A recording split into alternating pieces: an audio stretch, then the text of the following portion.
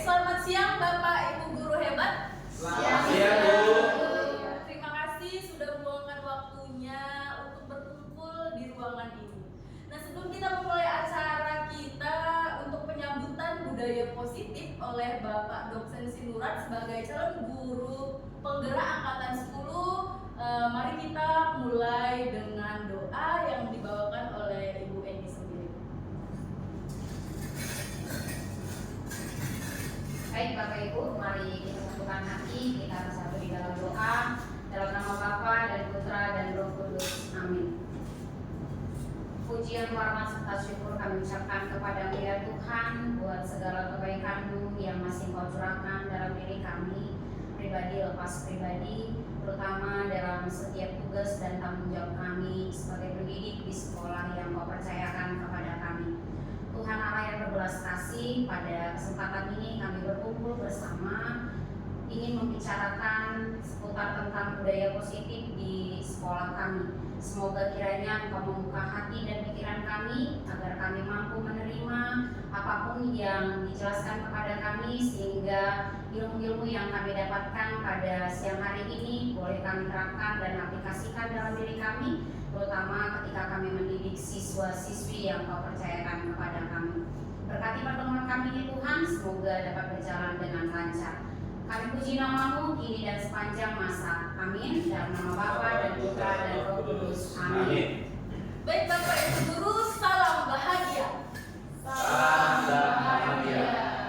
Saya ucapkan kembali selamat datang di pengimbasan budaya positif yang akan disampaikan oleh Bapak Dosen Sinurat sebagai calon guru penggerak angkatan 10. Nah, adapun rangkaian acara atau kegiatan yang akan kita lakukan, yang pertama nanti akan ada mungkin ice breaking sebentar ya Bapak Ibu, karena mungkin sudah tengah siang. Sudah pada makan Bapak Ibu? Belum.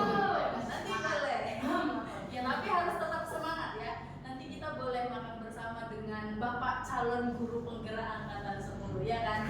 Nah, adapun rangkaian acara kita nanti akan dimulai dengan pembawaan materi oleh Bapak dosen, kemudian yang kedua ada sesi tanya jawab, dan yang ketiga nanti penutup dan diakhiri kembali dengan berdoa.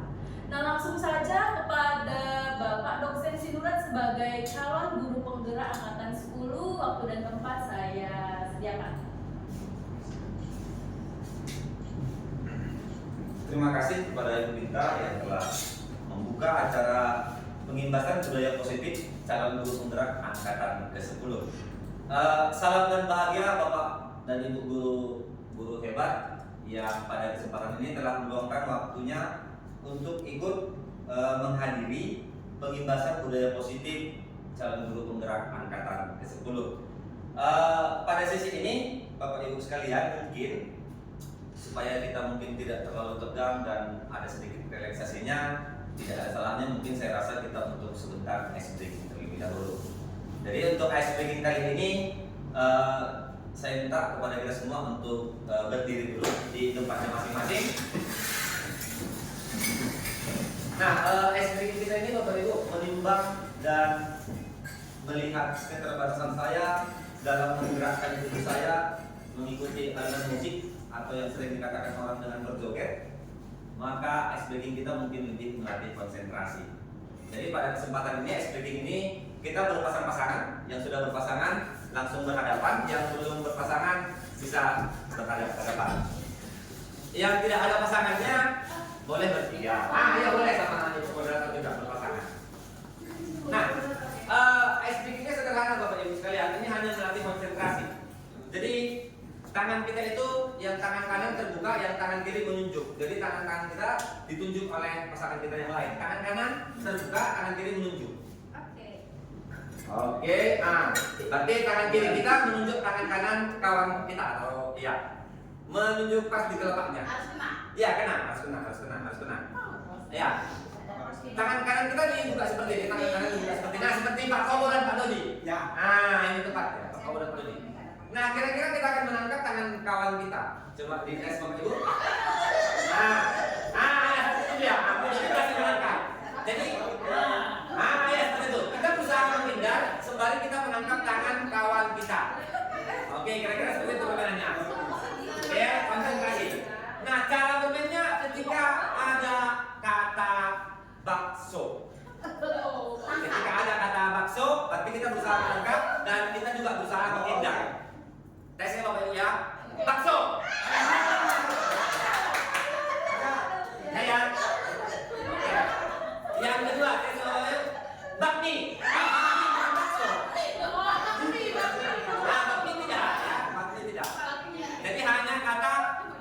bakso. Oke ya, kita mulai.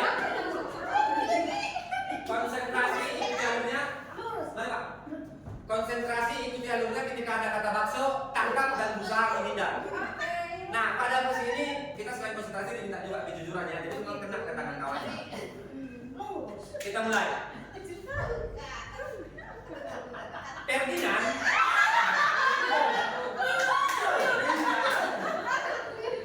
Ferdinand disuruh ibunya berbelanja ke pasar untuk membeli belanjaan.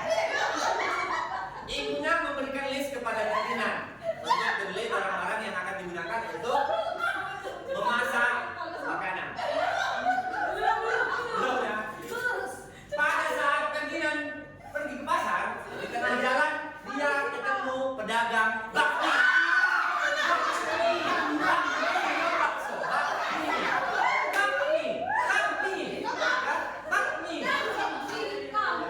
Hanya kata bakso, makanya konsentrasi. Bapak Ibu sini ketahuan kita terlalu takut untuk ditangkap, makanya belum dengar kata bakso sudah langsung menghindar. Ya.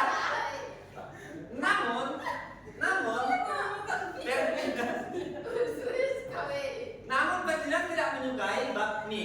Dia tetap melanjutkan perjalanannya.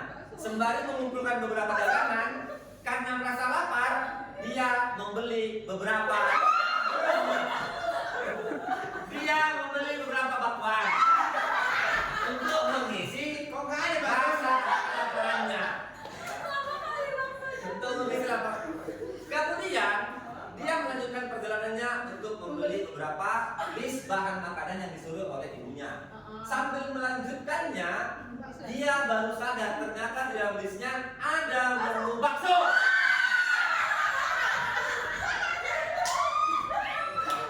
Ada yang dapat?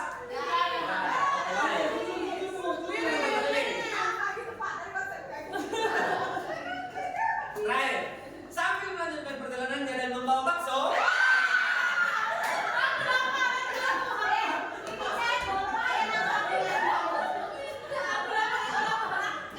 Baik, Bapak Ibu, ini sebenarnya bahan untuk pelajaran kehadiran.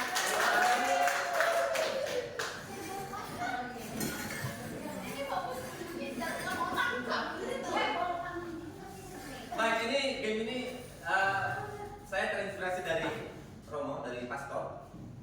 Beliau mengatakan bahwasanya pada sesi permainan ini kita berusaha untuk sambil konsentrasi untuk mencapai target, di sisi lain kita juga berusaha untuk keluar dari bahaya kemudian tangan kira-kira seperti itu. Maka kita harus bisa mengendalikan pikiran kita, di samping kita mau mendapatkan target juga harus bisa keluar dari tantangan ataupun dari tangan, kira-kira seperti itu.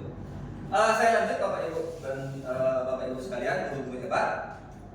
Pada sesi kali ini saya mencoba untuk membagikan apa yang sudah saya dapatkan selama mengikuti program calon guru penggerak angkatan ke-10 ini.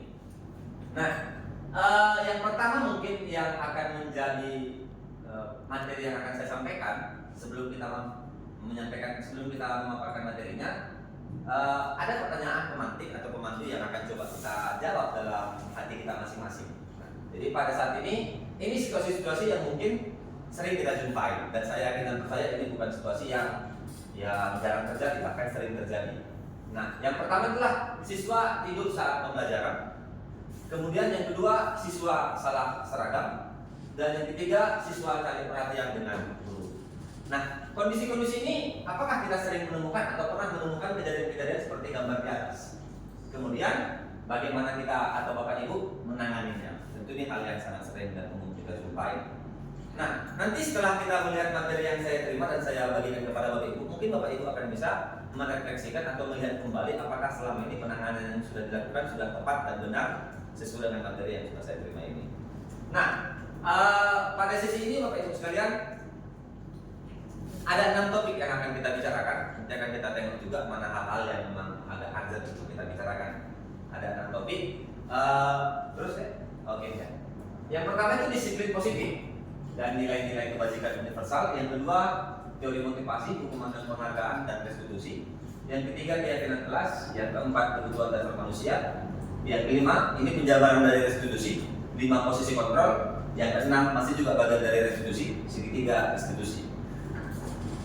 Pengalaman pribadi saya dengan topik ini sangat dekat dan sangat erat dengannya. Jadi mungkin akan kita tarik hubungan apa yang kita dapatkan untuk membangun suatu budaya positif itu di unit atau di sekolah kita masing-masing.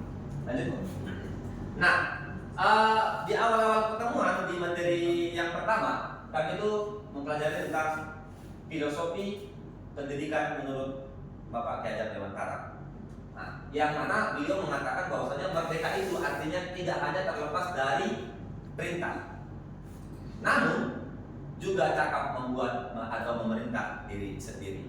Nah, inilah yang dikembangkan, yang akan nantinya kita dalami di dalam budaya positif ini. Oke, nah, untuk mampu memerintah diri sendiri ada beberapa kriteria yang harus memang kita pahami dan harus kita diskusikan pada sesi ini. Lanjut. Nah, ini dia, disiplin positif dan nilai-nilai kebajikan universal. Nah, yang pertama, perubahan paradigma teori kontrol atau ilusi kontrol. Nah, pada kesempatan ini seringkali kita menganggap bahwasanya kita mampu untuk mengendalikan atau mengontrol situasi dan orang lain. Nah, yang mana ada perubahan paradigma di teori kontrol itu sendiri. Bisa kita lihat beberapa poinnya di sini. Yang pertama itu adalah ilusi guru mampu mengontrol murid. Ini sering kita praktekkan. Yang kedua, ilusi bahwa kritik dan membuat orang merasa bersalah dapat menguatkan karakter. Yang ketiga, ilusi bahwa semua penguatan positif efektif dan bermanfaat. Yang keempat, ilusi bahwa orang dewasa memiliki hak untuk memaksa. Masih banyak ilusi-ilusi yang sering kita bangun yang berusaha untuk kita memastikan atau kita berusaha untuk mengendalikan seseorang. Ternyata semua itu akan terpatahkan nantinya setelah saya mendapatkan beberapa materi selama mengikuti program guru penggerak. Lanjut Bu. Nah, ini dia perubahan paradigma stimulus respon yang sebelumnya teori kontrol berubah ke stimulus respon. Kita akan tengok perbedaannya. Yang pertama, di stimulus respon kita mencoba mengubah orang agar berpandangan sama dengan kita. Kita sering menanamkan ini. Nah, tanpa kita sadari, ketika kita bertanya, ketika kita memberikan argumen, kita berusaha untuk memaksa orang memandang sesuatu itu seturut dengan apa yang kita nilai. Ini sangat sering terjadi. Yang kedua, perilaku tersebut dilihat sebagai suatu kesalahan. Orang lain bisa mengontrol saya dan sebaliknya, saya bisa mengontrol orang lain. Kemudian pemaksaan ada pada saat rujukan gagal. Jadi ketika rujukan gagal, maka pemaksaan yang dilakukan. Yang berikutnya, model berpikir menang atau kalah. Nah, inilah stimulus respon yang sering kita bangun untuk berusaha membangun sebuah ilusi kontrol. Nah, ternyata itu sebenarnya belum tepat. Jadi yang seharusnya yang kita laksanakan adalah kita berusaha memahami pandangan orang lain tentang dunia. Jadi tidak hanya memaksakan pandangan kita, tapi kita juga berusaha untuk memahami pandangan orang lain. Yang kedua, semua perilaku memiliki tujuan, baik itu salah atau benar, pasti ada tujuannya. Ini akan kita perkuat juga nanti di segitiga restitusi. Yang ketiga, hanya Anda yang bisa mengontrol diri Anda. Anda tidak bisa mengontrol orang lain, dan orang lain tidak bisa mengontrol Anda. Yang keempat, Anda tidak bisa mengontrol orang lain. Sudah. Yang kelima, kolaborasi dan konsensus menciptakan pilihan-pilihan baru. Dan yang keenam, model berpikir menang-menang. Jadi tidak ada menang kalah, ada yang untung, ada yang rugi, tetapi kondisinya harus sama-sama diuntungkan. Lanjut Bu. Nah, disiplin positif yang akan kita bangun Bapak Ibu sekalian itu ada beberapa yang akan kita paparkan pada kesempatan ini. Yang pertama itu kita akan menjelaskan tentang makna disiplin. Kemudian kita akan memahami teori motivasi, 5 posisi kontrol. Kemudian kita akan belajar segitiga restitusi, dan yang terakhir 5 kebutuhan dasar manusia. Pada peta konsep ini sebenarnya sudah ada beberapa yang sudah saya jabarkan. Nah, yang pertama itu adalah disiplin positif. Kalau kita perhatikan sebenarnya makna disiplin itu sebenarnya apa sih? Nah, sebenarnya makna disiplin adalah belajar mengontrol diri dengan menggali potensi diri agar tercapai tujuan mulia, yaitu sesuatu menjadi seseorang yang kita inginkan berdasarkan nilai-nilai yang kita hargai. Nah, kalau kita perhatikan, menurut sepemahaman saya Bapak Ibu sekalian, kata poinnya di sini adalah sesuatu yang menjadi keyakinan. Sesuatu yang menjadi keyakinan, nilai-nilai yang kita inginkan. Jadi ada kata bahasa yang kita inginkan. Maka memang diharapkan ini munculnya kesadaran dari individu tersebut. Ada kesadaran dari individu tersebut untuk memang menanamkan nilai-nilai yang menurut individu tersebut yang memang berharga dan memang mampu menaikkan nilai-nilainya. Kira-kira seperti itu. Jadi tidak dari faktor luar atau eksternal. Nah, kita fokuskan pertama yang disiplin dulu. Lanjut Bu. Ayo ya. Apakah makna disiplin itu? Disiplin berasal dari kata Latin disiplina yang berarti belajar.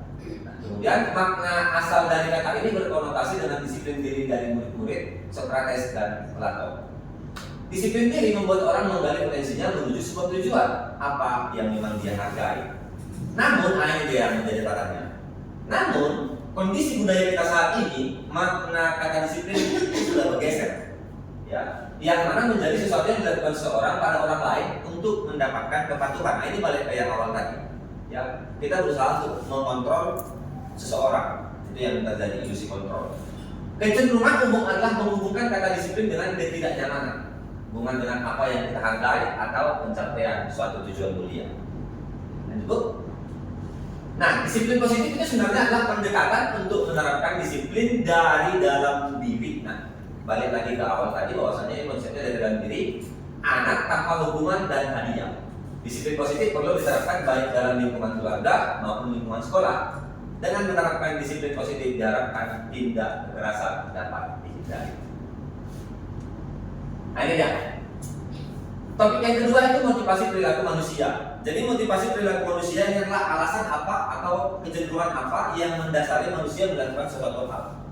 Nah, kalau kita perhatikan, silakan lihat itu. Menurut Diane Gosser dalam bukunya Restructuring School Discipline menyatakan ada 3 motivasi perilaku manusia. Jadi ada 3 dasar manusia melakukan sesuatu hal itu, entah baik ataupun buruk. Yang pertama itulah untuk menghindari ketidaknyamanan atau hukuman. Yang pertama. Yang kedua untuk mendapatkan imbalan atau penghargaan dari orang lain.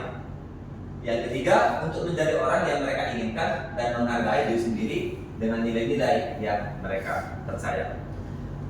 Sebelum saya melanjutkan ke topik penjelasannya, coba dari yang ketiga ini Bapak Ibu sekalian, tentu tidak asing bagi kita yang ketiga poin ini. Terkadang kita melakukan sesuatu hal itu, tak apapun itu memang untuk menghindari ketidaknyamanan atau hukuman. Apalagi seperti sekarang kita ini mungkin sebagai profesi guru. Nah, mungkin coba kita menggali dulu, menanyakan ke diri kita masing-masing. Sebenarnya apa alasan kita untuk tidak terlambat?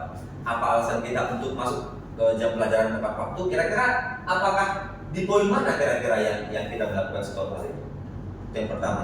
Kemudian kedua, ketika kita mencoba untuk menggali potensi diri kita, baik itu melalui pelatihan, pengembangan diri, atau melalui perlombaan dan lain sebagainya, sebenarnya motivasi kita di antara yang 3 ini yang mana? Apakah untuk menghindari ketidaknyamanan atau hukuman, atau hanya untuk mendapatkan imbalan atau pengakuan dari orang lain, atau memang untuk menjadi orang yang mereka inginkan atau yang kita inginkan, menghargai diri sendiri dengan nilai-nilai yang memang kita percaya. Ini dia kira-kira. Nah, untuk menjawab ini, Bapak Ibu sekalian, mungkin akan sedikit saya jabarkan dari tiga motivasi perilaku manusia ini. Yang pertama, untuk menghindari ketidaknyamanan atau hukuman ini biasanya bersifat aturan. Seperti kita mungkin misalnya bersifat aturan masuk tepat waktu, mengajar tepat waktu, kemudian dan lain sebagainya lah, kebersihan kelas dan lain sebagainya. Ini biasanya bersifat aturan. Kalau kita perhatikan, ini adalah tingkat terendah dari motivasi perilaku manusia. Biasanya orang yang memotivasi perilakunya untuk menghindari hukuman atau ketidaknyamanan akan bertanya, apa yang akan terjadi apabila saya tidak melakukannya? Ini kata kuncinya, apa yang akan terjadi ketika saya tidak melakukannya? Sebenarnya mereka sedang menghindari permasalahan yang mungkin muncul ketika dia tidak mengerjakan suatu pekerjaan tersebut. Nah, ini merupakan motivasi yang bersifat eksternal. Kenapa dikatakan eksternal? Karena dia melakukan sesuatu itu karena ada dorongan dari luar ataupun ada pengaruh dari luar. Yang kedua, cukup. Nah, ini kan. Yang kedua, untuk mendapatkan imbalan, penghargaan atau pengakuan dari orang lain. Nah, satu tingkat dari motivasi yang pertama, di sini orang berperilaku untuk mendapatkan imbalan, penghargaan atau pengakuan. Biasanya kata kunci yang seperti ini adalah apa yang akan saya dapatkan apabila saya melakukannya. Sama seperti misalnya ketika kita mengikuti perlombaan, apa yang akan saya dapatkan? Itu kira-kira seperti itu. Kemudian, biasanya yang melakukan sebuah tindakan untuk mendapatkan pujian dari orang lain, ini untuk mendapatkan pengakuan dan juga hadiah atau penghargaan atau imbalan. Kalau kita perhatikan Bapak Ibu sekalian, ini juga motivasi yang bersifat eksternal karena masih dari pengaruh dari luar, masih ada iming-iming dari luar.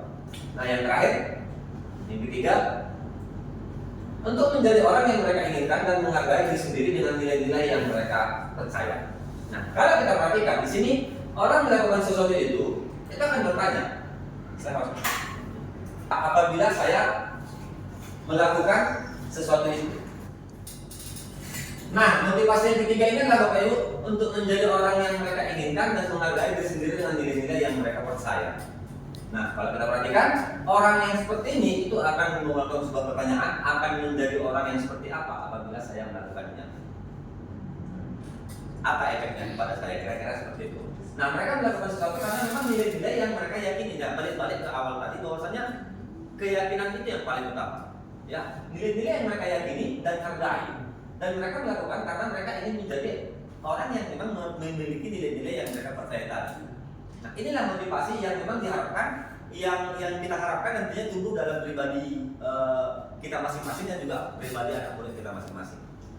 Nah, yang jadi pertanyaan Bapak Ibu sekalian, hasil refleksi saya sendiri mengatakan bahwasanya ini enak untuk diucapkan, tetapi sulit untuk dilakukan.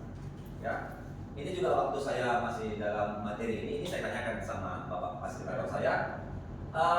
Materi ini memang ini termasuk materi yang menurut saya poin utama lah kalau menurut saya, karena memang sangat enak untuk diucapkan. Bahwasanya kalau bisa kita itu melakukan sesuatu itu memang karena kita meyakini sesuatu hal itu untuk mendapatkan nilai-nilainya pada diri kita sendiri, tanpa ada embel-embel penghargaan, tanpa ada embel-embel untuk menghindari hukuman. Namun nyatanya ini ketika memang mau kita terapkan ada sedikit kesulitan, mungkin banyak faktor yang mempengaruhinya. Nah, cuman yang bisa memang saya dapatkan atau hasil refleksi saya Bapak Ibu sekalian, kita mencoba untuk melakukan sesuatu itu. Kalaupun memang ada ujung-ujungnya karena embel-embel penghargaan, hadiah, reward, imbalan, pengakuan, tetapi memang harus didasari hanya untuk mau menaikkan nilai yang ada pada diri kita. Ya, jadi semakin sering kita merefleksikannya, semakin sering kita meyakininya, karena ini balik-balik ke budaya. Jadi kalau kita tarik kata dasarnya budaya positif, budaya itu merupakan sesuatu kebiasaan habitat, habit. Jadi untuk membangun suatu budaya, maka memang diperlukan kebiasaan-kebiasaan.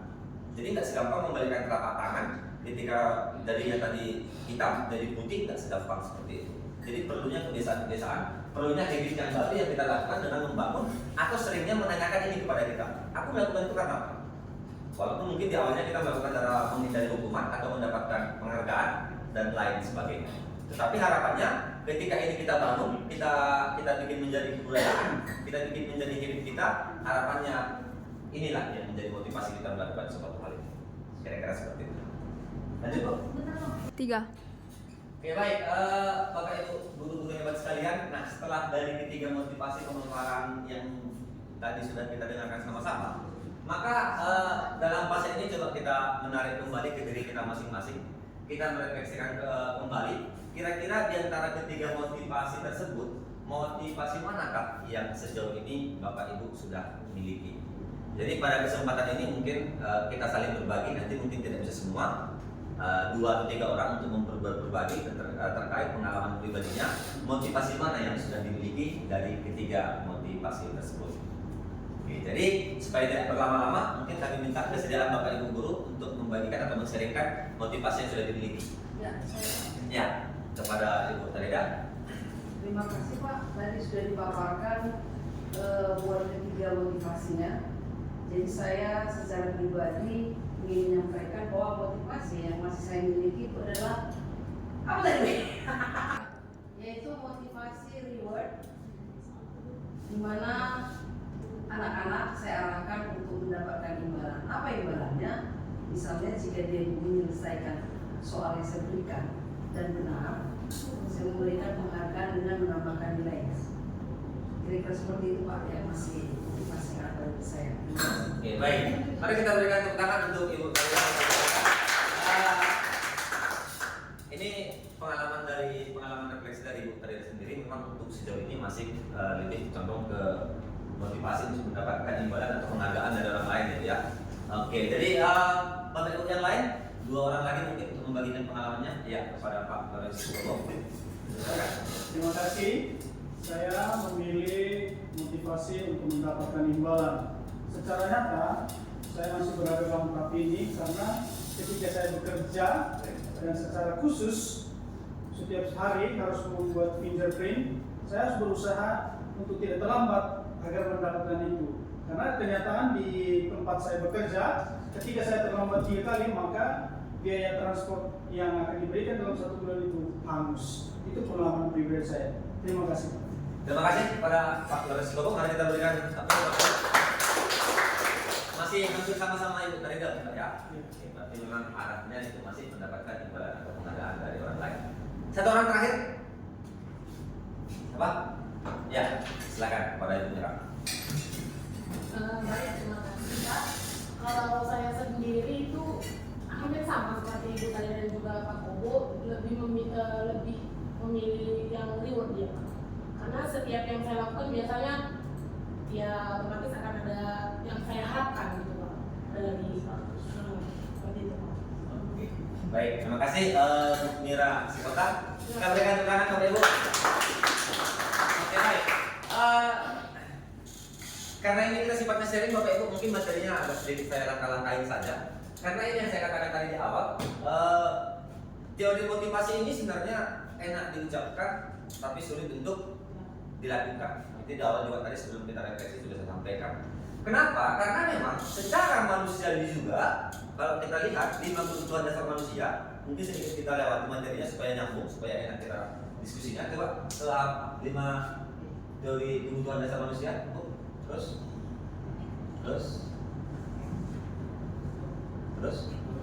ya terus 5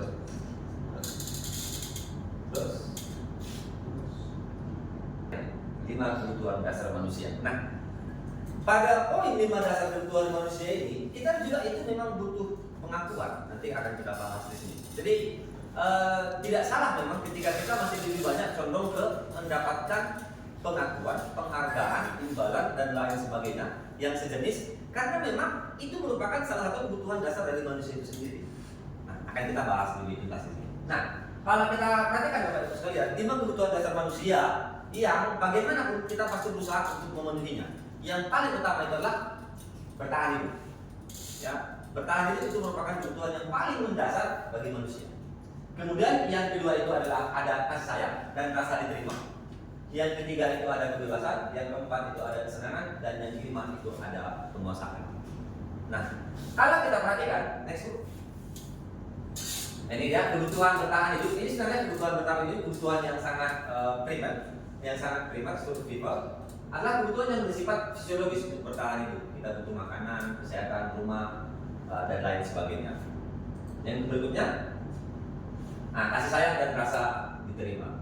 Nah, kebutuhan ini dan 3 kebutuhan berikutnya adalah kebutuhan psikologis yang mungkin sering juga ini kita tanyakan kepada siswa-siswi kita, khususnya di unit kita Bapak Ibu sekalian, ketika kita melihat ada sesuatu something wrong yang salah kepada anak didik kita atau murid kita, sehingga kita sering tanyakan bagaimana kasih sayang, apakah memang sudah terpenuhi? Karena ini merupakan salah satu kebutuhan yang memang harus didapatkan oleh setiap orang.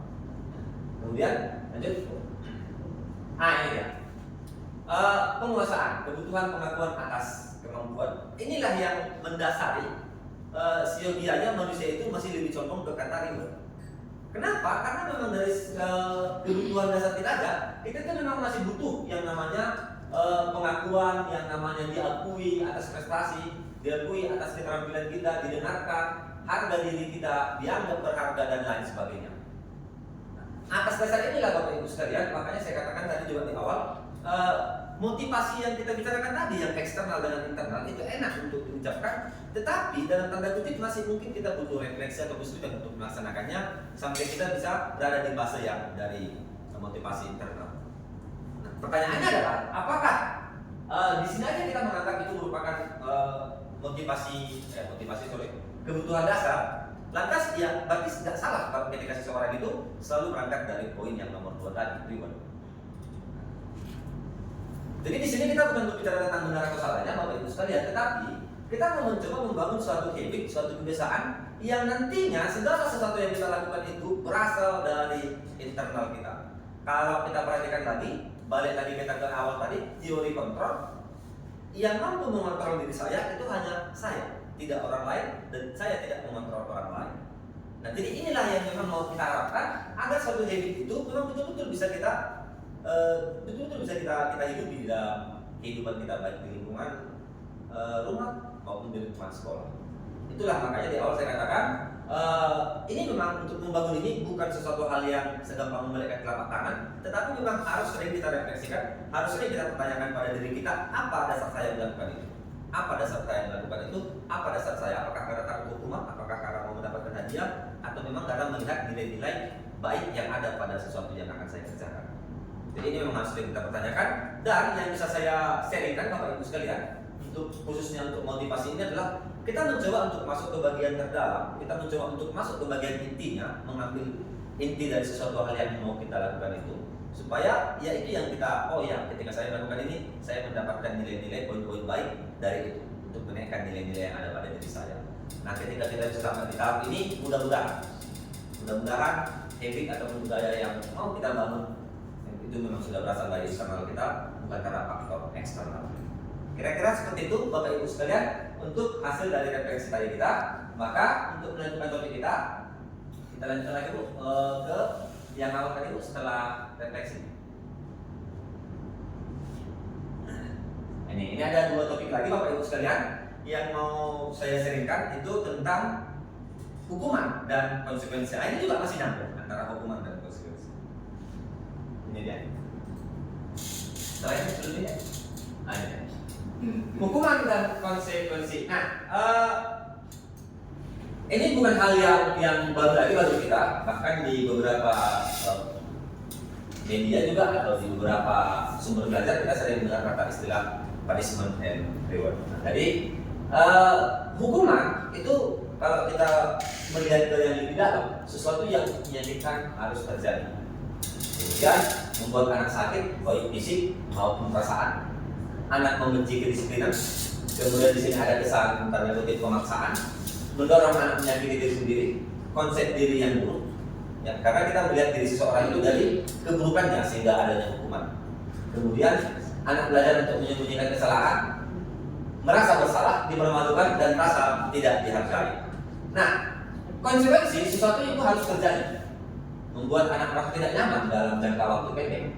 Kemudian anak menghargai disiplin, stimulus tanggapan, mendorong anak agar mudah menyesuaikan diri, konsep diri yang baik. Kemudian anak belajar untuk mematuhi peraturan. Kemudian kehilangan hak, dibuat tidak nyaman dan diasingkan untuk sementara.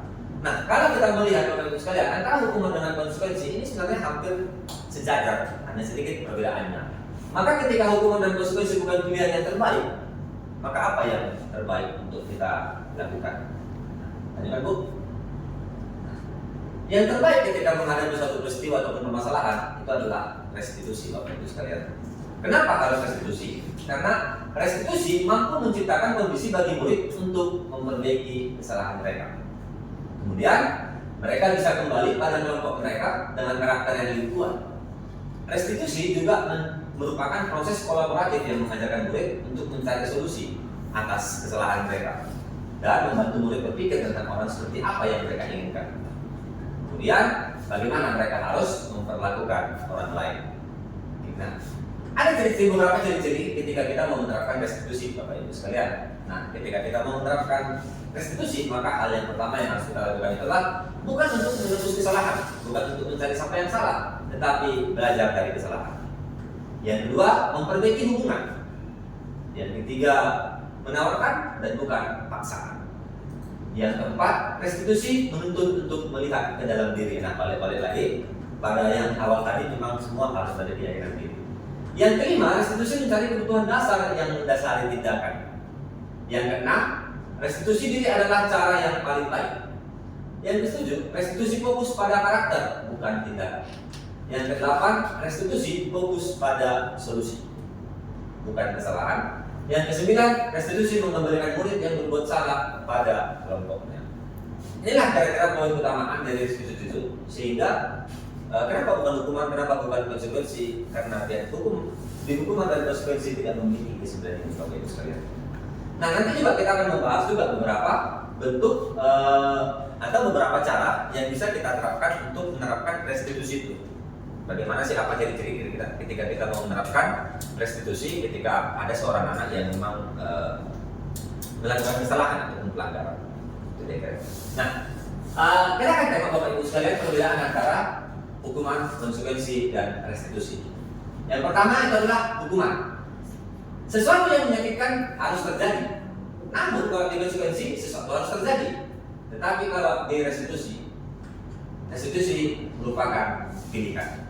Berarti sebenarnya Bapak Ibu sekalian itu bukan harus terjadi, tapi pilihan kenapa dia harus melakukan itu.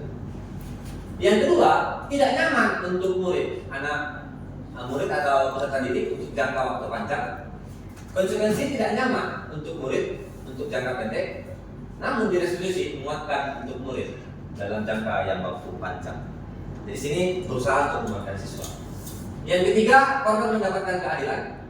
Konsekuensi korban bisa diabaikan, tetapi di restitusi korban mendapatkan ganti. Jadi kita akan menawarkan kepada pelaku apa yang harus dia lakukan terhadap korban. Yang keempat, murid atau peserta didik akan tersakiti. Di konsekuensi murid dan atau peserta didik dibuat tidak nyaman. Di restitusi murid mendapatkan penguatan. Kemudian yang kelima, perilaku pasif agresif meningkat. Di konsekuensi penguatan hanya bertahan dalam jangka waktu yang pendek. Di restitusi masalah terpecahkan. Kemudian yang keenam, Bapak Ibu sekalian, sistem tidak akan berjalan bila murid tidak takut. Konsekuensi memerlukan monitoring dan supervisi terus-menerus agar dapat bergerak. Tetapi di restitusi, murid belajar untuk bertanggung jawab atas perilakunya. Nah, jadi balik-balik untuk menanamkan keyakinan pada dirinya. Kemudian di yang ketujuh, berlaku hanya pada sebuah institusi, tidak berlaku pada kehidupan nyata. Di konsekuensi, membantu penerapan mengikuti peraturan dalam masyarakat. Di restitusi, fokus pada pemecahan masalah dalam jangka waktu yang panjang. Yang kedelapan, yang terakhir, murid atau peserta didik membenci peraturan. Yang konsekuensi, murid atau peserta didik menghormati peraturan, tetapi di restitusi murid atau peserta didik menghormati dirinya dan orang lain. Jadi dia melakukan itu bukan karena peraturan, bukan karena hukuman, bukan karena yang lain, namun karena dia menghormati dirinya dan orang lain. Inilah kira-kira Bapak Ibu sekalian perbedaan antara restitusi dengan hukuman ataupun konsekuensi. Berikutnya, itu 3. Oke, baik, saya lanjutkan ke pembahasan yang terakhir Bapak Ibu sekalian. Ada 2 topik lagi, keyakinan kelas dan juga segitiga restitusi. Tentang keyakinan kelas. Nah, untuk menunjang yang kita katakan tadi Bapak Ibu sekalian, untuk menciptakan restitusi, maka kita butuh suatu keyakinan. Nah, yang akan kita sepakati bersama untuk kita terapkan di dalam pembelajaran kita masing-masing. Itu yang sering disebut dengan istilah keyakinan kelas. Nah, sekarang kita lihat dalam bentuknya, mengapa tidak peraturan saja? Ini timbul pertanyaan, mengapa tidak peraturan? Mengapa harus keyakinan kelas? Siogianya mungkin Bapak Ibu sekalian, yang masih banyak kita lakukan itu masih bersifat peraturan. Jangan terlambat, jangan membuang sampah pada tempatnya. Tapi kita tidak mengambil poin-poin atau nilai-nilai yang seperti yang awal kita katakan tadi. Ketika dia tidak membuang sampah pada tempatnya, maka nilai-nilai apa yang dia dapatkan? Maka ketika dia sampai pada fase itu, barulah dia melakukan itu berdasarkan motivasi internalnya. Ketika dia tidak membuang sampah pada tempatnya, maka poin apa yang dapatkan? Dia akan lebih sehat, dia terhindar dari penyakit. Nah, kira-kira itulah arah yang mau kita bangun. Nah, itulah makanya kenapa kita mau mengutamakan keyakinan kelas, bukan peraturan. Kita akan lihat. Yang pertama, mengapa kita memiliki peraturan harus menggunakan helm bila mengendarai kendaraan roda 2? Ini balik ke yang awal tadi kan Bapak Ibu, kira-kira motivasinya. Rata-rata kita di sini masih mengendarai sepeda motor dan menggunakan helm. Kira-kira apa motivasi atau apa alasan kita menggunakan helm ketika mengendarai motor? Langsung perjalanan. Ditilang. Biar aman. Kira-kira jadi jawabannya takut kecelakaan, takut ditilang, biar aman. Seperti itu ya. Namun kalau kita lihat Bapak Ibu lebih dalam lagi ke intinya kita masuk. Apakah memang ketika kita melakukan itu, ketika kita katakan takut kecelakaan, coba kita lihat takut kecelakaan itu kira-kira motivasinya dari internalnya atau dari eksternalnya?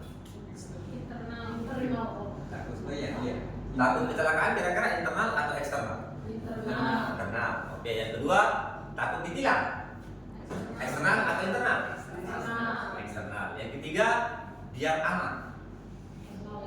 Internal atau eksternal?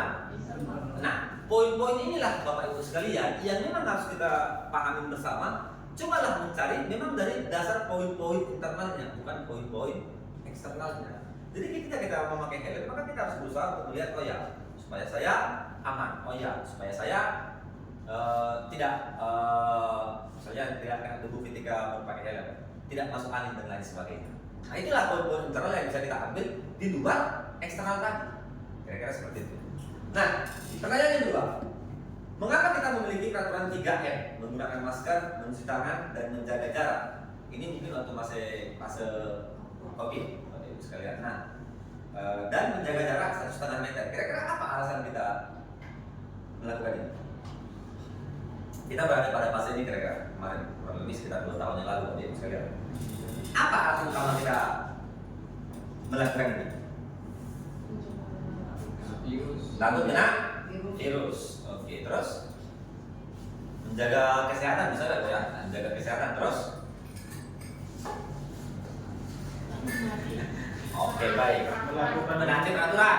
Nah, terus menaati aturan. Baik. Nah, kalau kita bahas lagi Bapak Ibu sekalian, kalau kita katakan mentaati aturan, maka kita sama-sama sudah paham bahwasanya mentaati aturan itu dari eksternal atau internal?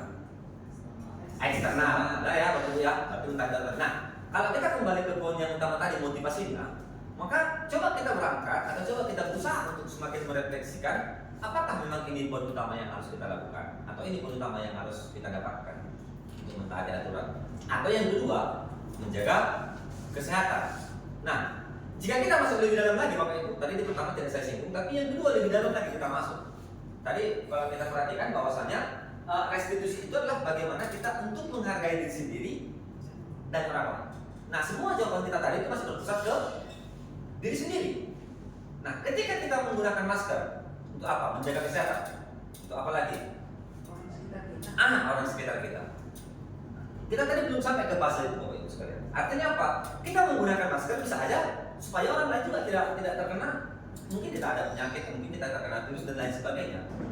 Nah, jadi bukan hanya ke diri kita sendiri, tapi kita juga bisa berimbas ke orang lain. Itulah inti yang terdalamnya bermanfaat atau menghargai diri sendiri dan juga orang lain. Itu dia kira-kira di luar motivasi-motivasi eksternal yang tadi kita bicarakan tadi. Baik Bapak Ibu sekalian, nah berikutnya kita akan lihat perbedaan antara peraturan kelas dan keyakinan kelas. Yang pertama, selalu kembalikan buku ke tempatnya. Ini dari bahasanya Bapak Ibu sekalian, inilah perintah. Yang namanya sifat perintah itu berarti peraturan. Nah, kalau misalnya ini mau kita ubah menjadi suatu keyakinan kelas, selalu kembalikan buku ke tempatnya. Kira-kira kata-kata apa yang kita mewakili? Selalu kembalikan buku ke tempatnya. Kerapian. Yang lain Bapak Ibu sekalian? Selalu kembalikan buku ke tempatnya. Berarti ada nilai yang mau kita harapkan dari anak-anak. Benar ya Bapak Ibu? Kira-kira dia apa? Bertanggung. Karena kita menunjukkan ketika dia mengambil buku, dia harus mengembalikan ke tempatnya lagi. Apa yang mau kita tunggu di situ? Tanggung jawabnya. Nah, maka bisa kita ganti peraturan itu menjadi keyakinan. Nah, lanjut, cinta. Yang kedua, dilarang mengganggu orang lain. Apa kira-kira yang mau kita harapkan dari anak-anak ketika kita mengatakan kepada dia, kau jangan ganggu orang lain? Kira-kira apa? Menghargai orang lain, menghormati orang. Bisa kita bikin itu menjadi suatu keyakinan kelas agar dia mengikuti, kau harus mampu menghormati orang lain. Itu dia kira-kira.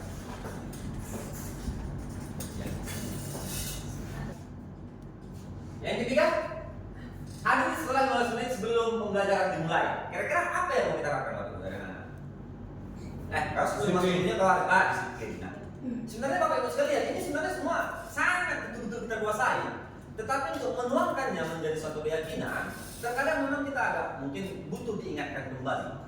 Ya, ini bukan hal yang baru bagi kita, tapi kita mungkin butuh diingatkan, butuh disidarkan kembali. Jadi mungkin kehadiran saya di sini Bapak Ibu sekalian bukan mau, ini hal-hal yang sering sudah kita laksanakan, bukan mau mengedukasi, bukan mau mengajari, tetapi mungkin sekedar menyegarkan kembali, mengingatkan kembali apa yang sudah kita miliki untuk kembali kita tuangkan ketika nanti melaksanakan pembelajaran.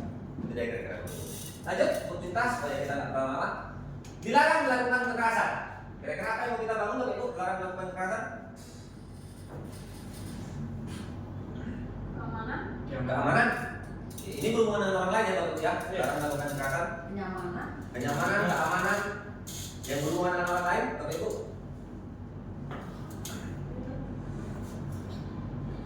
Masih bisa Bapak Ibu ya. Keamanan, kenyamanan berhubungan dengan orang lain, menghormati dan menghargai orang lain. Berikutnya Bapak Ibu sekalian, dilarang menggunakan narkoba. Kesehatannya, itu tentang kesehatan Bapak Ibu ya. Karena memang biasanya kalau sudah narkoba itu lebih banyak kita fokusnya ke kesehatan. Berikutnya, bergantian atau menunggu giliran. Bergantian atau menunggu giliran. Disiplin kan ini Bapak Ibu ya. Menghargai orang lain bisa ya. Oke, selain itu kira-kira apa itu? Disiplin, menghargai orang lain bisa. Sabar bisa ya. Artinya kan kita mau dia memiliki nilai kesabaran, disiplin, bergantian atau menunggu giliran. Kan itu kan kata lain dari ngantri. Cuman ketika dia ngantri itu apa poin yang mau kita bangun kira-kira?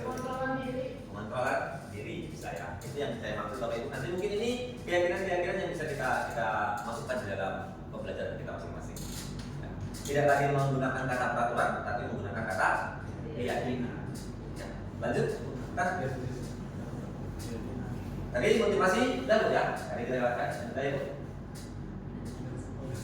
Terus tadi ini udah, semua udah. Oke, yang ini deh, posisi kontrol. Nah, posisi kontrol ini saya pribadi Bapak Ibu sekalian masih berada di fase masih berada di fase 2. Yang pertama itulah penghukum dan yang kedua itu adalah pembuat rasa bersalah. Karena menurut saya pemikiran saya yang lama adalah ketika saya mampu membuat orang lain bersalah, maka saya yakin dia pasti merenungkan kesalahannya dan berusaha untuk berbuat baik. Itu pemikiran saya. Nah, kemudian yang kedua adalah penghukum. Kenapa? Karena apapun yang dilakukannya, dia harus memiliki konsekuensi atas apa yang sudah dilakukannya.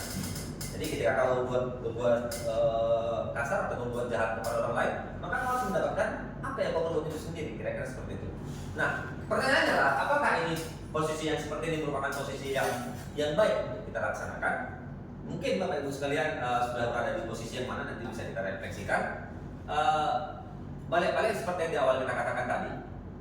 Ini untuk didiskusikan bahan yang menarik, bahan yang enak. Tetapi ketika kita mau masuk ke bagian terdalamnya, mungkin kita butuh sharing yang lebih dalam ataupun nanti refleksi yang lebih dalam supaya memang ini bisa betul-betul kita hidupi makna-maknanya. Yang pertama, lanjut. Di dalam bukunya, di buku Diane Gassen, Restitution, Restructured School Discipline, mengemukakan bahwa guru perlu meninjau kembali penerapan disiplin di dalam ruangan-ruangan kelas. Mereka selama ini menganggap itu sudah efektif, memerdekakan dan memandirikan murid. Bagaimana dan mengapa? Melalui serangkaian riset dan berdasarkan teori kontrol Dr. William Glasser, Glasser berkesimpulan bahwa ada 5 posisi kontrol yang diterapkan seorang guru atau orang tua atau siapapun itu, baik atasan atau pimpinan, dalam melakukan kontrol. Dari 5 posisi kontrol tersebut adalah yang pertama penghukum, yang kedua pembuat rasa bersalah, yang ketiga sebagai teman, yang keempat sebagai pemantau, yang kelima sebagai manajer. Nah, di antara yang 5 posisi ini akan kita jabarkan. Yang pertama itu sebagai penghukum. Nah, ini penghukum. Biasanya seseorang akan menghukum bisa menggunakan hukuman fisik maupun verbal dan mencapai. Nah, orang-orang yang menjalankan posisi penghukum senantiasa mengatakan bahwa sekolah memerlukan sistem atau alat yang dapat menekan murid-murid lebih dalam lagi. Nah, patuhi aturan saya, patuhi ini, kerjakan ini, semua bersifat peraturan. Nah, ketika dia melanggar peraturan, maka harus ada konsekuensi, harus ada hukuman yang kamu dapatkan, karena tidak sesuai dengan apa yang sudah diatur. Kira-kira seperti itu Bapak Ibu sekalian. Nah, yang kedua, Pembuat merasa bersalah. Nah, ini sebenarnya yang paling kalau menurut saya Bapak Ibu sekalian adalah yang mungkin saya pribadi ini perlu untuk kita refleksikan. Kenapa? Karena saya yakin dan percaya kita mungkin 90% pernah berada di fase ini, membuat merasa bersalah. Ya. Ini kalau kita perhatikan Bapak Ibu sekalian, pada posisi ini biasanya guru akan bersuara lebih lembut. Pembuat rasa bersalah akan menggunakan keheningan yang membuat orang lain merasa tidak nyaman, bersalah atau bahkan sampai ke poin rendah diri. Ya. Nah, kalau kita lihat apa kira-kira yang sering kita ucapkan ketika kita membuat orang lain merasa bersalah. Pertama adalah, ibu sangat kecewa sekali dengan kamu. Saya tidak menyangka kamu bisa melakukan seperti itu. Jadi kita mau menekankan bahwasanya kita membuat kau sangat bersalah loh pada kejadian ini. Nah, dan saya tidak percaya Bapak Ibu sekalian kita pernah berada di posisi ini. Kemudian berapa kali Bapak harus memberitahu kami ya? Berapa kali saya memberitahu kamu? Kemudian kalau orang tua kamu tahu, kau berbuat begini bagaimana? Ini pasti sangat-sangat sering kita lakukan. Apakah ini poin yang baik Bapak Ibu sekalian? Nah, di fase saya kemarin saya menganggap bahwa saya memang perlu untuk dilakukan. Tetapi apakah ini mau kita bikin menjadi sebuah habit, sebuah kebudayaan? Setelah dari materi yang saya dapatkan, ini tidak layak untuk dipertahankan menjadi habitat Bapak Ibu sekalian. Nah, yang layak kita pertahankan sebagai habitat itulah seseorang melakukan suatu tindakan pasti ada penyebabnya. Ketika dia melakukan penyebab itu, baru kita cari solusinya, kira-kira seperti itu. Nah, posisi itu kita akan tengok posisi manakah yang paling layak seseorang guru itu berangkat. Manajer. Posisi terakhir, manajer adalah posisi di mana guru berbuat sesuatu bersama dengan murid, mempersilahkan murid mempertanggungjawabkan perilakunya, mendukung murid agar dapat menemukan solusi atas permasalahannya sendiri dan lain sebagainya. Nah, kata kunci yang sering kita gunakan ketika kita mau menjadi manajer Bapak Ibu sekalian adalah yang pertama adalah apa yang kita yakini. Bisa apa yang kita yakini ketika kita sudah membuat keyakinan atau kesepakatan, atau yang kedua apa yang kamu yakini. Itu bisa kita tanyakan kepada anak didik kita. Yang berikutnya, jika kamu meyakininya, apakah kamu bersedia memperbaikinya? Nah, jadi sifat yang kita berikan Bapak Ibu sekalian tidak menyalahkan, tidak menilai dari sisi positif negatifnya, tetapi kita selalu menawarkan. Inilah posisi yang paling tepat sehingga pilihan itu selalu berasal dari posisi seseorang ataupun peserta didik. Karena menurut teori kontrol, yang mampu mengontrol diri sendiri hanyalah dia, tidak ada yang lain. Jadi jangan pernah kita memaksakan kehendak kita kepada seseorang atau peserta didik. Yang berikutnya, jika kamu memperbaiki sebelum ini, jika kamu memperbaiki ini, hal ini menunjukkan apa tentang dirimu? Apa rencana yang kamu buat untuk memperbaiki hal ini? Inilah kira-kira kata-kata yang mungkin banyak lagi, mungkin nanti bisa kita susun agar kita memberikan tawaran kepada peserta didik sehingga itu muncul dari dirinya Bapak Ibu sekalian. Untuk menunjang ini Bapak Ibu sekalian posisi manajer ini, maka materi yang terakhir itu adalah tentang restitusi tadi. Ketika seseorang dihadapkan dengan suatu permasalahan, maka kita bisa memanajernya dengan segitiga restitusi. Nah ini ya. Ada tahapan-tahapan dalam segitiga restitusi Bapak Ibu sekalian. Yang pertama itu adalah ini mungkin sudah sering kita apalagi di unit kita ini sudah sangat sering kita terapkan. Cuman mungkin yang sering kita ada sedikit kelewatan itu adalah bagaimana kita menanyakan atau bagaimana kita berusaha untuk siswa memperbaiki diri dari kesalahan yang sebelumnya dia perbuat. Nah, yang pertama itu adalah menstabilkan identitas. Jadi pada posisi menstabilkan identitas ini yang saya sejauh sepengalaman saya Bapak Ibu sekalian, kita mencoba untuk yang tadinya di posisi dia tidak nyaman untuk berseri, tidak nyaman untuk menyampaikan sesuatu itu, kita berusaha untuk menempatkan diri kita agar dia mau bercerita kepada kita. Jadi di sini adalah menstabilkan identitas, baik itu mungkin posisinya, mungkin emosinya, mungkin dia merasa tidak dihargai. Coba kita berusaha mendekatkan diri supaya dia identitas dia kembali terbang untuk mau bercerita kepada kita. Itu sebenarnya langkah yang awal kita lakukan. Nah, keseringan yang kita lakukan atau saya pribadi yang sering kita lakukan adalah langsung kita tanyakan kenapa kamu melakukan itu. Kita tidak berusaha untuk menempatkan diri dulu kepada anak itu supaya dia coba mau berbagi kepada kita. Nah, jadi awal yang harus kita lakukan adalah menstabilkan identitas. Baru yang kedua adalah validasi tindakan yang salah. Ini baru. Setelah terbangun chemistry, setelah identitasnya kembali, barulah kita tanyakan kenapa dia melakukan itu. Apa dasarnya? Karena sesuai dengan teori tadi Bapak Ibu sekalian, segala sesuatu itu tidak ada yang takdir, semua itu pilihan. Berarti pilihan itu terjadi, berarti ada penyebabnya. Baru yang ketiga, setelah kita memvalidasi tindakannya, kita menanyakan keyakinannya. Ya, menanyakan keyakinannya. Apakah itu menurut dia baik? Kalau tidak, apa yang harus dilakukan? Apakah itu menunjang untuk meyakini dirinya akan menjadi seperti apa nantinya? Kira-kira seperti itu. Nah, kata kunci yang bisa kita gunakan di ketiga ini, Bapak Ibu, di tiga restitusi ini. Itu yang pertama, kita bisa mengatakan bahwasanya ketika seseorang itu berbuat salah itu merupakan hal yang manusiawi. Tidak ada satu manusia yang tidak pernah berbuat salah. Maka kondisi ini Bapak Ibu membangun kepercayaan diri kepada anak. Jadi kita mencoba untuk menstabilkan identitas dia. Jadi jangan langsung tanyakan, kenapa kau berbuat seperti itu? Kau melanggar peraturan. Sebenarnya kita harus bangun dulu identitasnya. Yang kedua, tidak ada manusia yang sempurna. Yang ketiga, Bapak Ibu juga pernah berbuat salah. Atau bisa mungkin kita katakan orang lain juga pernah berbuat salah. Atau siapa saja. Kemudian yang berikutnya, kita pasti bisa menyelesaikan permasalahan ini. Ini kata-kata kuncinya. Bapak Ibu tidak tertarik untuk mencari tahu siapa yang benar, siapa yang salah. Nah, ini yang paling sebenarnya yang paling perlu untuk kita bangun. Kita tidak tertarik untuk mencari siapa yang benar, siapa yang salah, tetapi mari kita untuk menyelesaikan masalah yang sudah terjadi. Yang terakhir, kalau kamu menyalahkan dirimu sendiri terus-menerus, apakah kamu bersikap baik pada dirimu sendiri? Itu dia kira-kira yang kata kunci. Atau mungkin banyak lagi yang bisa kita bikin agar identitas si anak atau murid kita sudah terbangun stabil. Nah, setelah identitasnya stabil, barulah kita memvalidasi tindakannya, Bapak Ibu sekalian. Nah, ini dia. Validasi tindakan. Kamu bisa saja melakukan hal yang lebih buruk, tetapi kamu tidak melakukannya kan? Kita mencoba memvalidasi.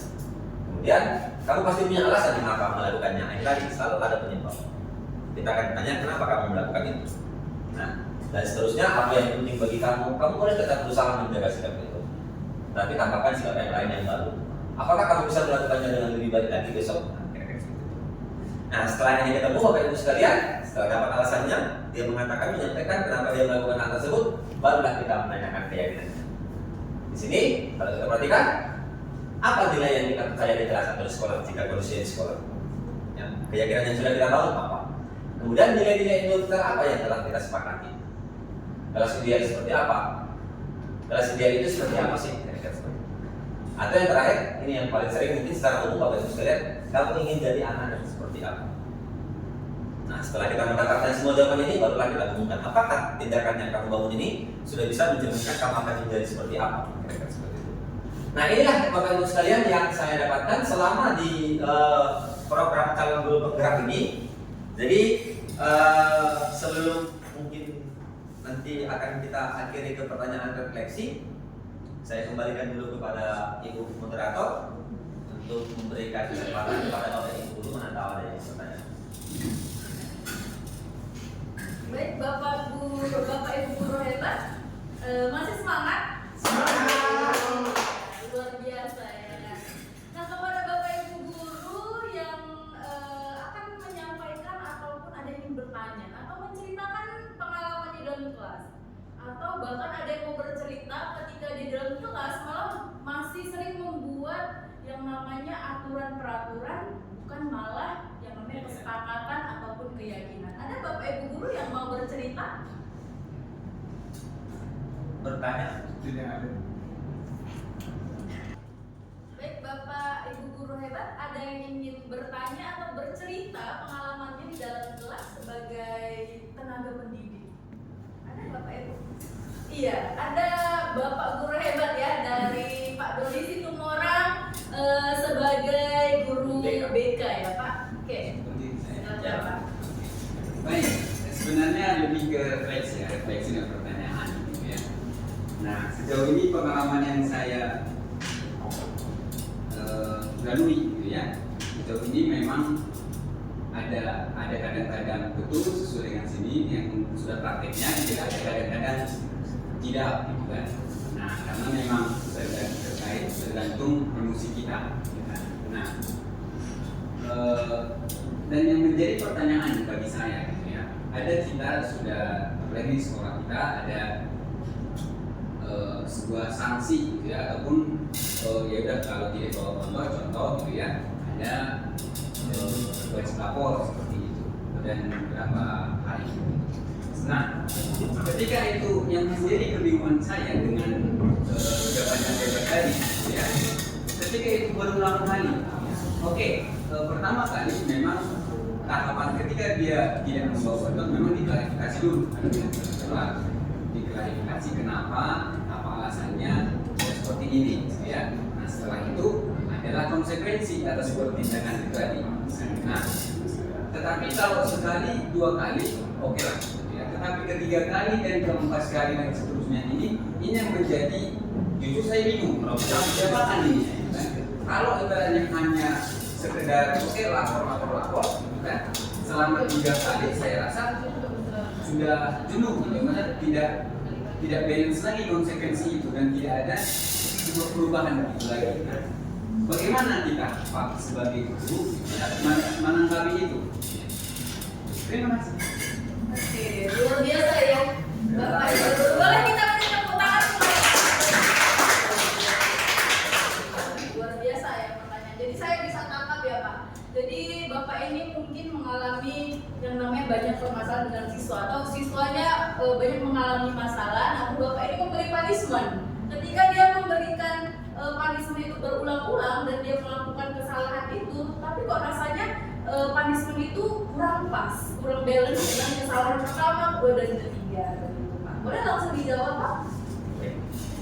Terima kasih kepada Ibu Moderator dan terima kasih juga kepada Pak Dodi yang telah memberikan pertanyaan. Tadi kalau saya menyikapinya, mungkin bisa sedikit saya review pertanyaannya yang Pak Dodi. Ketika kita mau menerapkan keyakinan ini dengan situasi siswa yang berulang-ulang kali melakukan kesalahan, tapi kita tidak boleh menerapkan punishment ataupun konsekuensi dari kesalahan yang sudah dia lakukan. Maka tindakan apa yang harus kita lakukan terhadap si anak atau si murid yang bersangkutan? Begitu Pak ya. Sebenarnya Pak Dodi, di awal juga saya katakan bahwasanya hal ini memang ini muaranya sebenarnya adalah habit, kebiasaan. Jadi makanya kita katakan bahwasanya semua yang kita bahas di sini sebenarnya adalah cuma satu yang mau dibahas, budaya positif. Nah, yang namanya budaya itu adalah kebiasaan. Tapi kita mau memisahkan dirinya agar memang melakukan itu atas dasar internalnya. Nah, di awal saya katakan bahwasanya ini bukan hal yang sederhana, walaupun enak diucapkan, tetapi ketika kita mau melaksanakannya banyak sekali tantangan atau kesulitan yang akan kita jumpai. Bahkan terhadap fasilitator saya sendiri saya tanyakan, ya, termasuk juga terhadap penghargaan itu saya tanyakan betul.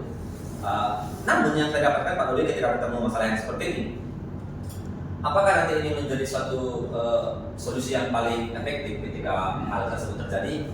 Mungkin saya juga belum bisa memastikannya, tetapi mudah-mudahan ini termasuk opsi lah ketika hal itu terjadi. Yang pertama memang Pak Dodi yang harus kita bangun dari si anak adalah coba kita membangun rasa reflektif si anak ketika melakukan seperti itu. Pasti biasa kita menanyakan bahwasanya kenapa kamu tidak membawa bontot di hari pertama, hari kedua juga setelah kita seperti itu. Alasannya mungkin masih ada, mungkin 1-2 orang anak yang masih mempunyai alasan yang sama. Kenapa kamu tidak bawa bontot? Bapak, kenapa kamu tidak bawa bontot? Tadi orang tua tidak memasak pagi. Kenapa kamu tidak bawa bontot? Semalam kelamaan tidur dan lain sebagainya. Ini alasan-alasan yang sering terjadi. Karena kebetulan saya juga wali kelas sering menanyakannya kepada siswa. Yang bisa saya tawarkan sebenarnya adalah memang kita pertama itu adalah coba membuat seseorang anak itu atau murid itu memang memiliki rasa percaya diri untuk berada di fase sebagai siswa, tidak berada di fase orang yang bersalah. Nah itu tadi yang makanya di awal dikatakan bahwasanya kita harus menstabilkan identitasnya. Nah, kita akan katakan sebenarnya tidak membuat betul ini bukan cuma 1 atau 2 orang saja. Ya. Ada orang lain juga yang tidak membawa bontot. Baru setelah kita menstabilkan keadaannya seperti ini, kita akan mencoba masuk. Ini ada 2 kondisi. Ketika kita mengatakan seperti itu, ada kecenderungan dia menganggap hal sepele terhadap yang ini. Karena kita mengatakan bahwasanya tidak cuma kamu yang tidak mau bontot. Ini pelanggaran yang sepele. Ada kemungkinan seperti itu. Maka ini akan tampak di yang kedua, di validasi tindakan yang salah. Jadi ketika kita mengatakan seperti itu, kita kuatkan dia, baru kita masuk ke validasi tindakan yang salah. Nah yang berikutnya kita katakan adalah ketika sudah kita menanyakan apa alasan dia tidak membawa bontot, ini sudah sering kita lakukan, baru kita ikuti. setelah kita tanyakan kenapa kamu tidak memutus dan lain sebagainya alasannya, apakah memang yang kamu yakini itu sudah baik untuk dirimu? Nah, ada kemungkinan Pak, saya pernah ketemu sama siswa saya, dia mengatakan ya memang sudah baik. Maka ketika memang itu sudah mengatakan sudah baik, maka pilihan terakhirnya apakah ini jelek saya juga tidak tahu. Tetapi kalau menurut saya sebagai wali kelas, berarti budaya yang ada di sini memang tidak cocok dengan dia. Tapi sini bukan tentang antara benar atau salah, bukan tentang benar atau salah. Memang budayanya yang tidak cocok. Ketika sudah sampai ke fase itu Pak ya, memang budaya yang tidak cocok. Bahkan saya pernah bikin suatu ilustrasi, tidak selamanya tanah subur itu baik untuk semua tanaman. Ya, terkadang justru tanah yang gersang yang membutuhkan tumbuhan. Nah, seperti gurun pasir itu kaktus kalau kita tanam di tanah yang subur, tumbuh tapi mungkin tidak berkembang dengan baik. Kira-kira seperti itu. Jadi ketika kita pastikan dia sudah validasi tindakannya, barulah kita tanyakan, apakah memang ini kamu sebenarnya ingin jadi apa? Apakah dengan melakukan hal-hal yang seperti ini itu bisa menunjang kamu untuk mendapatkan yang kamu yakini tersebut? Kira-kira seperti itu.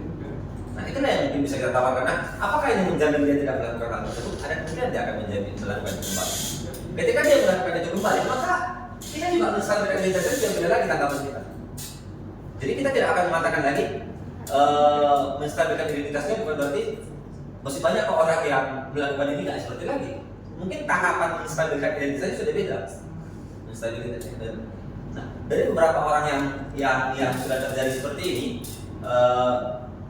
apa alasan kamu kira-kira tetap tidak untuk meyakini yang dia yakini tadi? Kira-kira mencoba untuk membangun keyakinan terhadap diri si anak. Nah, setelah kita akan tanyakan kenapa kamu tidak melaksanakan yang sudah kamu yakini sendiri. Karena di awal ketika pertama kita membuat keyakinannya, kita masuk ke yang kedua mungkin lebih dalam lagi sesi refleksinya.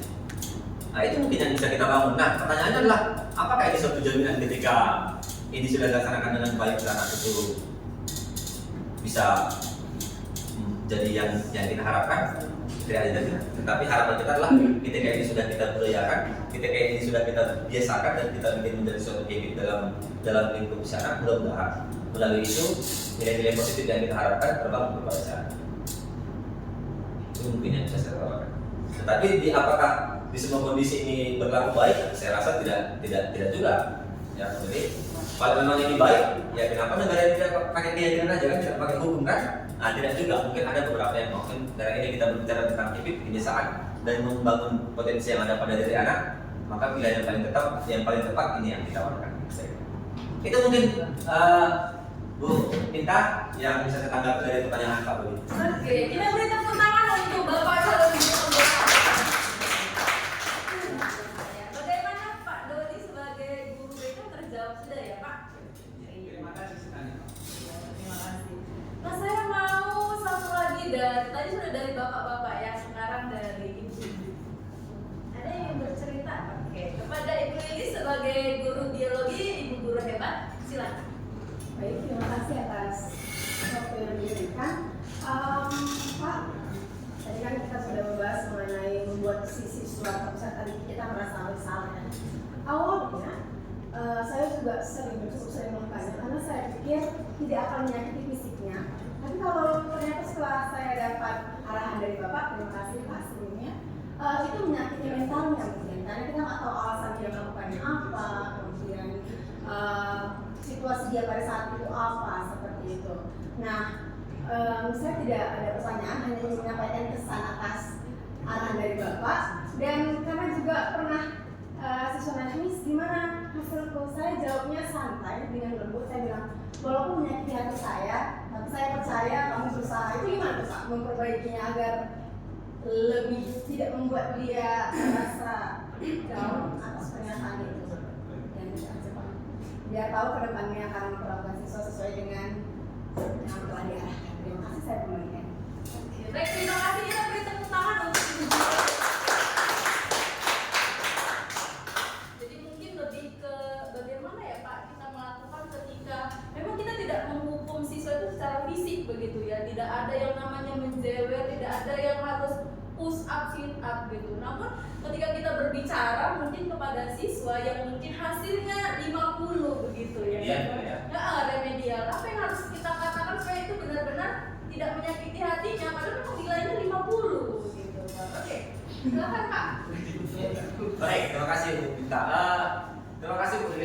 pertanyaannya. Jadi ini dalam pertanyaannya ya, gimana kita bisa menyampaikan hasilnya tidak sesuai dengan realita, tapi ketika menyampaikannya orang lain tidak tersakiti, kira-kira seperti itu ya, tidak menyinggung perasaannya. Dari pemahaman saya, Bu Lilis, dan juga dari yang sudah saya ikutin, sebenarnya ketika kita membuat suatu pembelajaran itu memang seyogianya setiap tuntutan kepada anak itu, karena kebetulan kami juga sudah masuk ke fase yang berikutnya, pembelajaran berdiferensiasi. Tanda kutipnya berdiferensiasi di sini sebenarnya setelah di dalam saya kaji dan saya diskusikan dengan fasilitator saya, terkadang kita memaknai diferensiasi itu hanya sebatas cara belajar. Makanya kita mengatakan ada diferensiasi proses, ada diferensiasi konten, ada diferensiasi produk. Namun setelah saya coba ikutin sama fasilitatornya, saya tanyakan juga, apakah memang hanya sebatas itu yang dimaksud dengan diferensiasi? Rupanya makna diferensiasi enggak hanya sebatas itu. Jadi kira-kira seperti ini.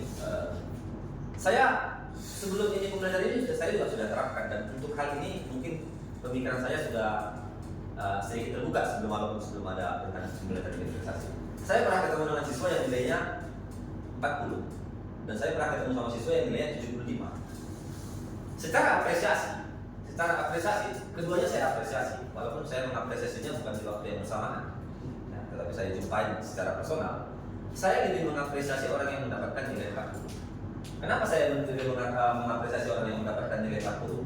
Karena dengan kondisi situasi soal yang saya samakan, walaupun saya salah. Kalau menurut diferensiasi itu memang harus bisa dibedakan. Walaupun saya salah pada fase itu, tapi saya sudah sampai di pemikiran seperti itu. Dengan kondisi soal yang sama, dengan tingkatan yang berbeda, nilai yang 40 ini justru lebih layak untuk diapresiasi dengan perjuangan dia dibanding nilai yang 75. Kenapa? Karena dia mampu mendapatkan nilai 40 dari kondisi dia mungkin di fase yang 10. Dengan kemampuan dia 10, berusaha sampai ke 40. Dibanding yang 75, yang mungkin dia sudah berada di fase 70. Artinya peningkatan yang signifikannya sebenarnya 75. Nah, ini juga Bu, sebenarnya yang kami pelajari di, kalau saya tidak salah, appreciative inquiry. Ya, kalau saya tidak salah, mudah-mudahan tidak salah. Ya, artinya adalah pendekatan apresiasi. Dan yang kebetulan itu pula yang kebetulan saya dan Pak Tamba juga sedang susun kerjakan. Jadi kita lebih ke pendekatan apresiasi. Jadi angka-angka yang kita buat itu sebenarnya semua harus kata-kata membantu. Selama ini kita sering pakai kata cukup, tidak baik, baik. Sebenarnya setelah refleksi di dalam memang tidak baik. Harusnya memang kita menunjukkan semua itu pakai kata-kata yang positif. Misalnya, kamu sudah mampu loh memahami makna dari ciri-ciri pelantai, misalnya. Coba kamu berusaha lebih keras lagi supaya kamu sampai ke level mampu menganalisis. Padahal kata memahami ini sebenarnya kan masih kategori C2 kan? Nah, memahami C2 berarti kalau misalnya kita ambil ke nilainya mungkin ini masih dinilai taraf 30 atau 50 mungkin. Karena dia belum mampu ke menganalisis, belum mampu ke mengevaluasi, bahkan belum mampu ke mengkonstruksi, membangun.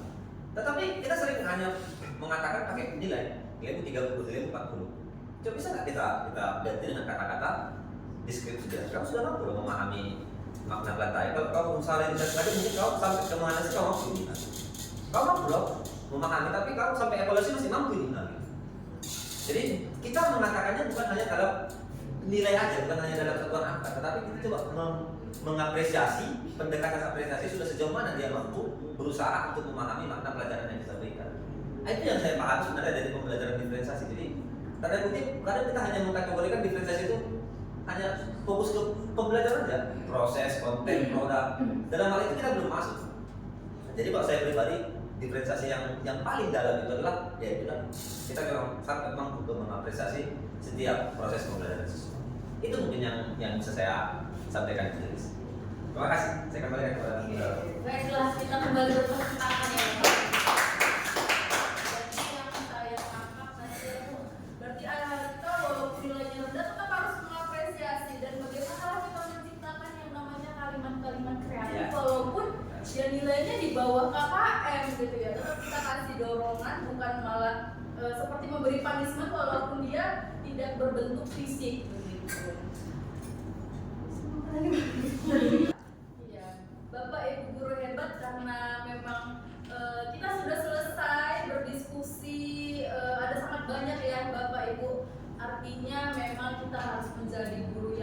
kreatif supaya suasana kelas itu tetap hidup, komunikasi kita dengan siswa juga baik gitu ya.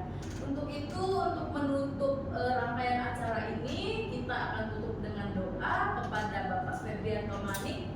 Saya persilakan.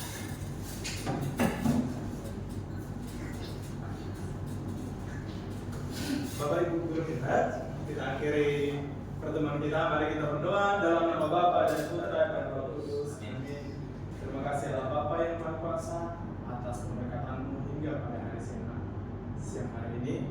Dan kami akan melanjutkan aktivitas kami selanjutnya. Kalau yang sedang membimbing kami dimanapun kami berada. Inilah doa kami sampaikan oleh peraturan Yesus Kristus Tuhan kami. Amin. Bapa